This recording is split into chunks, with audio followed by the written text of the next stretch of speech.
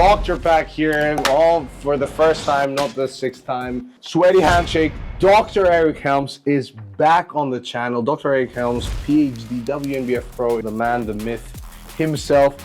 2024, strength is out of the window. That's 2014 stuff. That's Malanichev, that's Dan Green, that's 5x5, starting strength. Numbers, the bar, the big three, recreational lifters don't care anymore. This is only for power lifters and that echo chamber.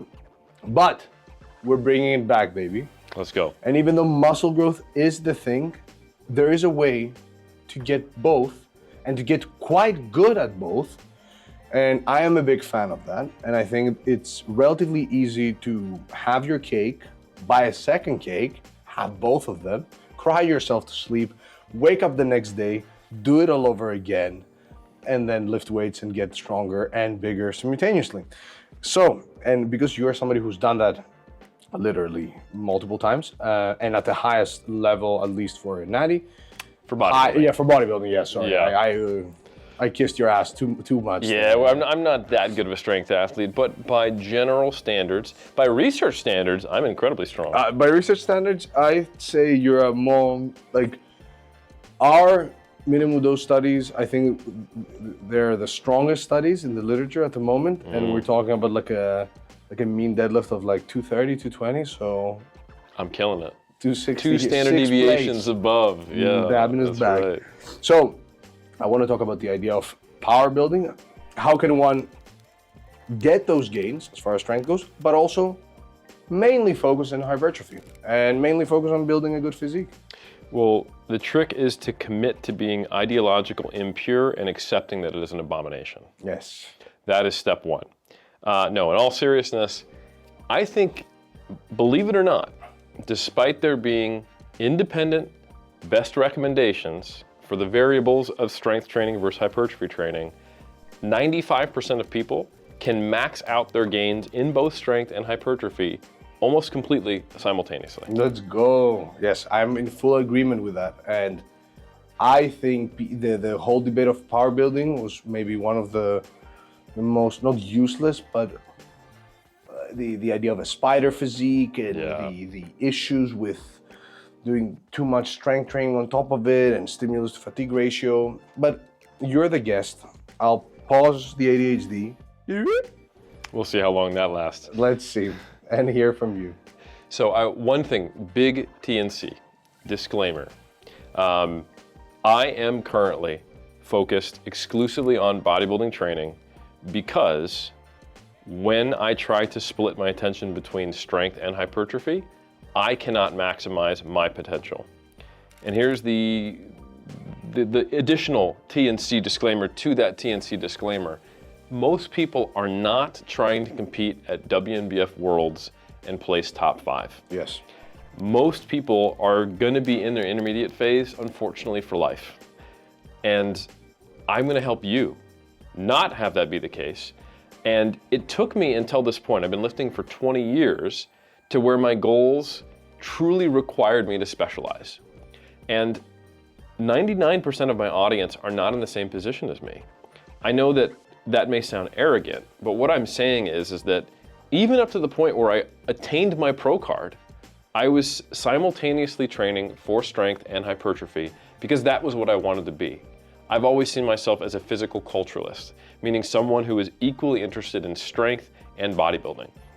I've done 18 powerlifting meets, 5 weightlifting meets, 2 strongman competitions, 1 Highland Games competition, and I've done 17 bodybuilding shows. Oh, wow. I love the iron game.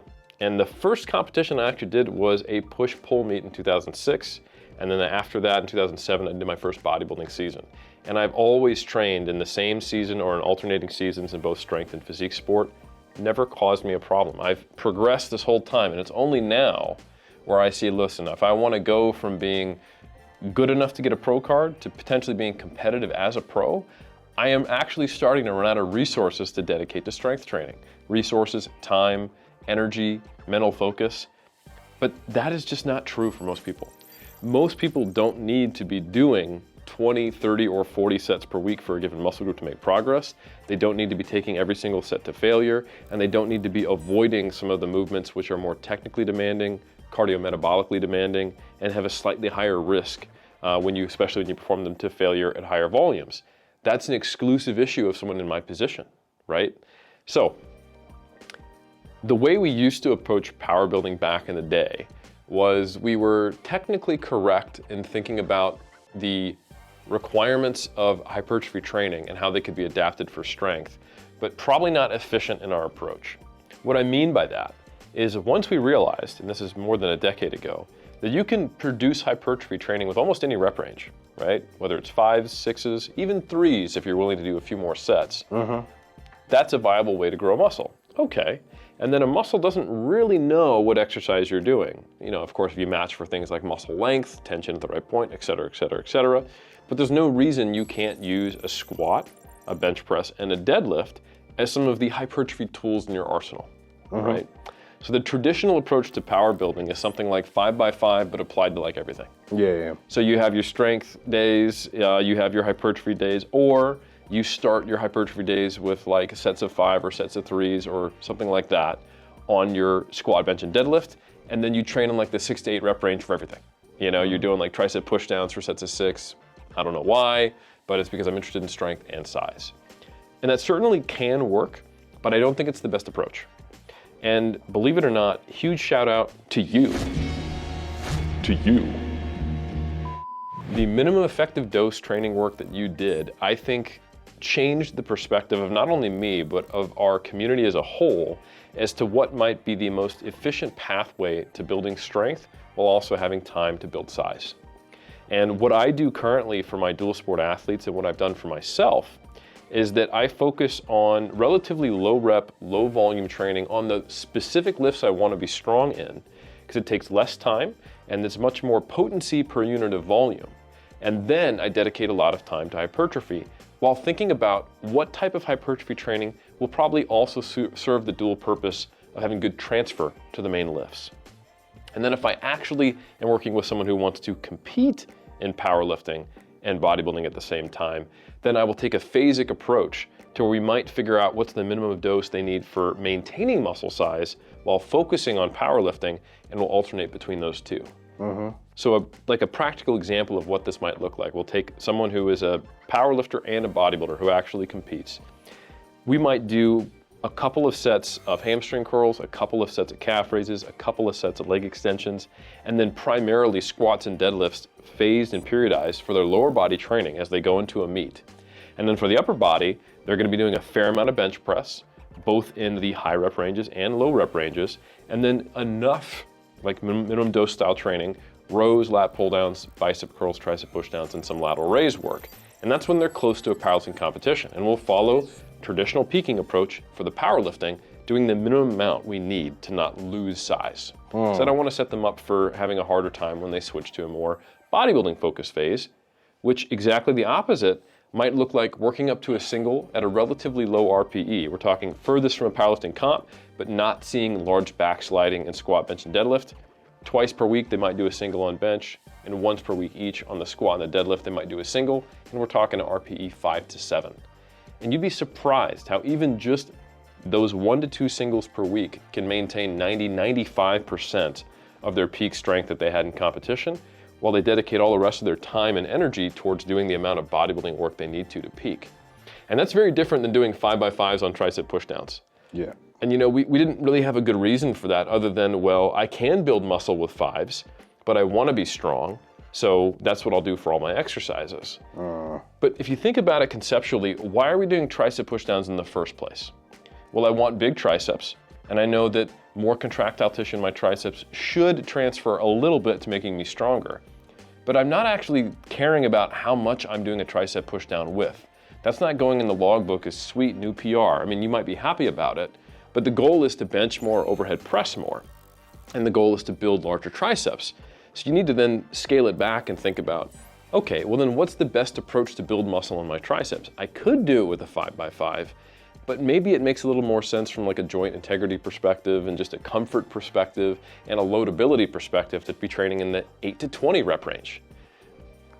So I think it's this blend of pragmatic approaches per exercise as to what's the appropriate rep range and proximity to failure and volume you want to do at different times, and then making sure you know the minimum effective dose to maintain muscle mass and the minimum effective dose to maintain strength, and then simply periodizing which phases you're in based upon your goals. That makes total sense. But I would go as far to say that for the average individual who may not have any competitive aspirations, whatever, so if they want to focus primarily on strength, then they can bias more of their volume there. But even there, given the data that we have on rest periods and time efficiency techniques like supersets, you could still get plenty, if not all, the volume in, just while also doing your strength work. Then maybe a bit harder, and you may be you may have to get a bit more creative with your exercise selection to account for systemic fatigue, global fatigue, and so on and so forth. And vice versa, if you just want to do primarily hypertrophy work, throwing a single and a few back-off sets on top of your training, that could be enough for you to actually make gains. Like, I've managed to maintain a 635 deadlift for the past 2 years or so, just by doing the odd single every week. And then that's not even as consistent as one would imagine. It's a heavy deadlift every week, but we're talking about like a single set. I do, however, feel that people have this misconception about what strength means, and the idea that, yes, if you're not lifting very heavy, you may not be maximizing strength, but even those sets at the 8 to 12 rep range that you're doing for the majority of your body parts, you are getting stronger. Because people have this, like, the stupid analogy where they're like, yeah, all those muscles just for show, but you can't perform a very specific lift with maximal loads. Like, if we're talking about just general strength and use a neutral strength test, it's very likely that the individual who's doing mostly hypertrophy training for daily function, you are insanely strong. You can lift stuff off the floor and all that jazz. But it's very likely that if we were to put you and somebody who's doing very heavy squats on a leg press or a leg extension, there wouldn't be like an insane difference. You'd also be strong. Absolutely. There's a meta-analysis by Schoenfeld that came out in, I want to say 2016 or 2017, where they compared training heavier than 60% of 1RM to lighter. And while there was a significant difference in 1RM strength when you train with heavier than 60% of 1RM, favoring heavier training, there was no significant difference in hypertrophy, which is not news to anybody. But in isometric strength, there was also no significant difference. So when you remove the skill component, and by the way, isometric training done on an isometric dynamometer, which is basically a fixed joint angle. Sometimes people call it an IKD, isokinetic dynamometer. Ever heard of that? Never heard of that acronym. That's weird. IKD. So when you do a fixed joint angle, say a leg extension, pushing against an immovable object, the amount of force that's produced in that position seems primarily not impacted by the load you're training with. In fact, it may probably be related to just how much muscle mass do you have, and have you had a decent familiarization session. So it's important to conceptualize strength as a skill, especially when we're talking about 1RM strength. It is a motor learning task, and then it's going to be influenced by your ability to produce high forces or high joint torques with all the different muscles that are contributing to the movement. So you want to practice that skill, which you can do with these singles, and then also build the raw material that you'd think would increase your strength ceiling. So absolutely, exactly what you described is how I approached in my last season, where I turned pro as a bodybuilder. I did a competition middle of my season as an 83 kilo lifter. I thought it'd be pretty cool. I'm normally a 93 kilo lifter. Give people an idea of just the level of strength I've achieved, if it's relevant. My best deadlift is a 260 deadlift at 93. My best bench is 155 at 93. My best squat is 227. So without training specifically for powerlifting and just trying to kind of throw these singles on top of that, I achieved something that was about 90% of that at 83 kilos. Just doing 1 to 3 singles per week on the big three, and maybe a little bit of back off work when I got closer. But I didn't truly go on what you would look at and think of the powerlifting program primarily until I was about 6 weeks out. And that was while you were preparing for a bodybuilding comp, and while you were also a very experienced lifter who's been doing that for years and years. And that's where I would sort of create these 3 imaginary tiers, groups, whatever you want to call them. and the training recommendations would differ based on which one you fall in. The first one would be average individual, doesn't care about squat, bench, deadlift, just wants to be muscular and strong. Cool. 5 to 15 as your rep range. Choose exercises, obviously, that tick certain boxes, emphasize long muscle lengths, are easy for you to load and progress over time. That's going to get you plenty strong for what you think strength is. Yes. You're going to be a strong individual. If you look at martial artists and people that are generally regarded as strong, many of them we could smoke now in terms of like a deadlift. But in terms of what the average person out there regards as strength, you know, they are strong individuals. I'd have another group where you have your average gym goer who wants that 3-plate bench, but doesn't necessarily want to power lift or like geek out over bench press technique and just wants to be able to press a lot of weight. That's where I'd say, 80% hypertrophy or even 90% hypertrophy oriented program with some very specific training on top. And obviously hypertrophy work done in the lifts themselves, squat, bench, deadlift. That's gonna cover them for sure. And then you have your strength enthusiast who also wants a solid physique. Obviously, if you're doing a bunch of volume for your power lifts, you are essentially absolutely hammering your chest, tricep, front delts, your rectors, hamstrings, glutes, quads, adductors. Adductors, am I forgetting anything? No, I think that's a great point. Like, it's not like if you operate in modern powerlifting circles, yes, where now we're seeing not just the super heavyweights being the dominant visible figures, but people like Panna in the 66 kilo class. In the middleweight classes especially, where people who are leaner tend to do a little better because they're maximizing their lean mass to body weight ratio, they look like bodybuilders. Yes, indeed. And not all of them are performing a lot of accessory work. Like for example, Panna, they have a very specific base program. It's almost all heavy squat, bench, deadlift. Of course they're doing some accessory work, but by no means are they trying to be bodybuilders, yet they look like most people would like to look like. Yes. So I think people need to realize that training for powerlifting doesn't make you smaller, and it's certainly going to produce a pretty impressive physique. And if you really want to try to optimize things, throw in some hamstring curls, throw in some calf raises, throw in a few leg extensions for the rec fem, do some arm work, some rear delt work, some rows and pull downs. Honestly, I could take a given powerlifting program, and if you said, hey, I have another 30 minutes to train, I could set you up with probably something that would optimize both hypertrophy and powerlifting for most people at the intermediate stage or lower. Yes, that's exactly what I was about to say there. You have your base powerlifting program, and then you throw in some direct lat, side delt, calf, and maybe a few extra exercises for hamstrings and quads, and you are going to be pretty close to maximally jacked. Yes. But people have this. People often discount the powerlifting work as if natty powerlifters are not extremely muscular and have solid physiques, because there's this, and I mean, obviously powerlifters play into it a lot, like powerlifters are fat and they take 10 minutes between each set. But in reality, the most powerlifters with some years under their belt, right, and a certain level of strength, they will have pretty impressive physiques. Yes. And we see that in the literature as well in terms of like fat-free mass. I think the optical illusion of bodybuilders comes from potentially some extra lat and side delt work, but also images. So like when you take a picture by yourself in contest shape, you can look insane and you give people the idea that, oh, you are like, your shape is so much different than a powerlifter's, but then you put a natty bodybuilder and a natty powerlifter who's relatively lean next to each other, and sure, you can see some differences, but it's not like a night and day. It's also not the difference in training. It's that at a certain level, the level of where you get a lot of attention on Instagram, you're looking at people who have a better genetic predisposition towards the sport, and the sport is selecting for the physique that's in it. Exactly. So the reason why I'm focused on bodybuilding right now is because I'm a much better bodybuilder. I have a small waist, I don't have truly hugely broad shoulders, but I have good muscle bellies, I have pleasing shape, I have good development, I'm relatively symmetrical, and I'm just aesthetically pleasing.